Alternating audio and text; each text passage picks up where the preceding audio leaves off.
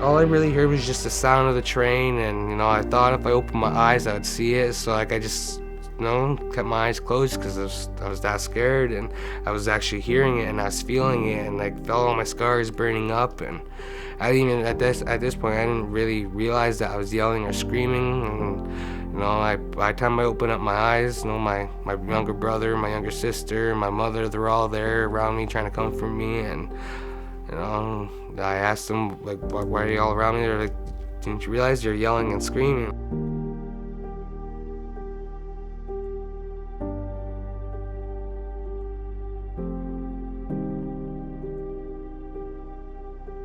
The look in their faces, it hurt a lot too. Hurt me a lot because, like my brother and my sister, they were crying. They're tearing up, and my mom's all crying. Because they're hurt because I'm hurt, and that hurt me even more.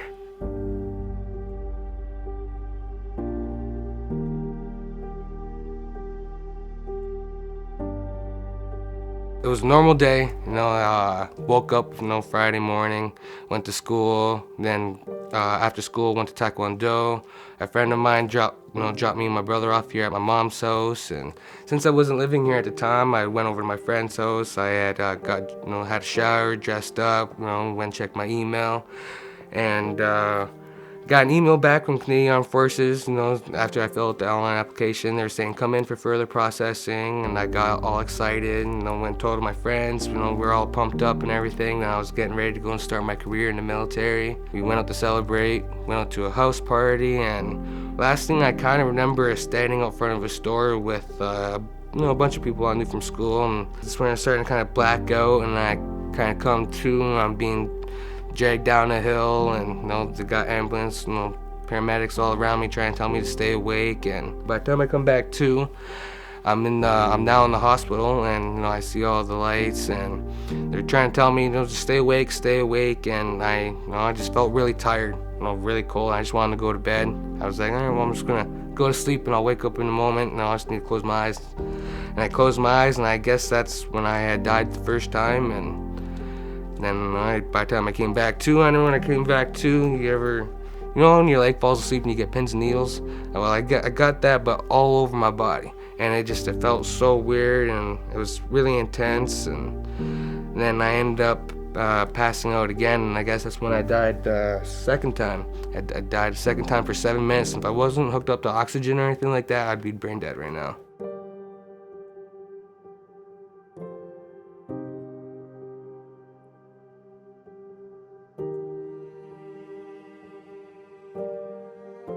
I wake up in the hospital, and I can't really remember, and everything's all kind of a blur. I'm looking around, I'm hooked up to all these machines, and I look over at my arm, and it's kind of like a great big pillow there. I'm like, all right, whatever, and I go to reach over to rip the blankets off me, and I realized that there was no arm there was nothing. I was like, what the hell? And I started feeling around and couldn't feel my arm. I started freaking out, and that's when I used my left arm, and I ripped the blankets off, and I realized my left leg was amputated, or my right leg, I mean. And that's when I freaked out. I started yelling, started screaming, I started crying. The doctors came in, my mom came in, and they explained what happened to me, and I just, I couldn't really comprehend. I didn't really want to believe. Accidents could happen, but I don't know, it's just I never really thought it could happen to me or my friends or anything like that.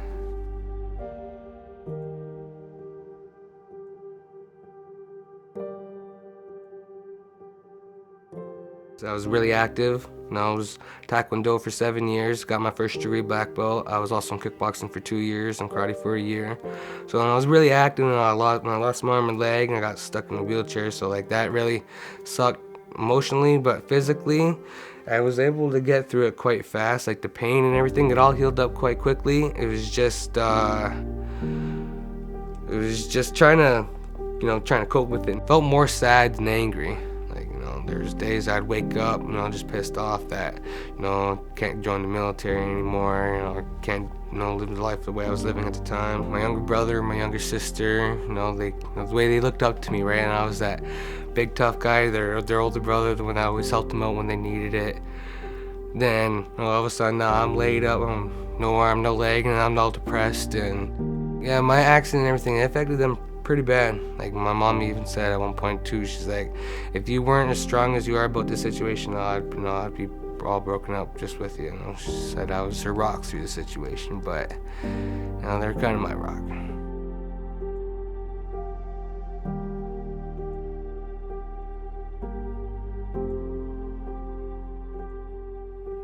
I like to share my story, I just like to help people out, other amputees that are feeling down too. It's like, no, you can always build yourself back up. When I'm doing it, they can do it too. And I also like to share my story because there's also, younger kids out there that like to hang around the tracks and, they think they're invincible and everything like that. But no, I was like that too when I was younger. Look what happened to me. I got one arm and one leg, so I would like to try and prevent that from happening to anybody else because I know how it feels to be in that situation, and it sucks a lot. Anything could happen, no matter who you are. Anything could happen. You can lose your arm, you can lose your leg, you lose your life, you lose someone you really care about.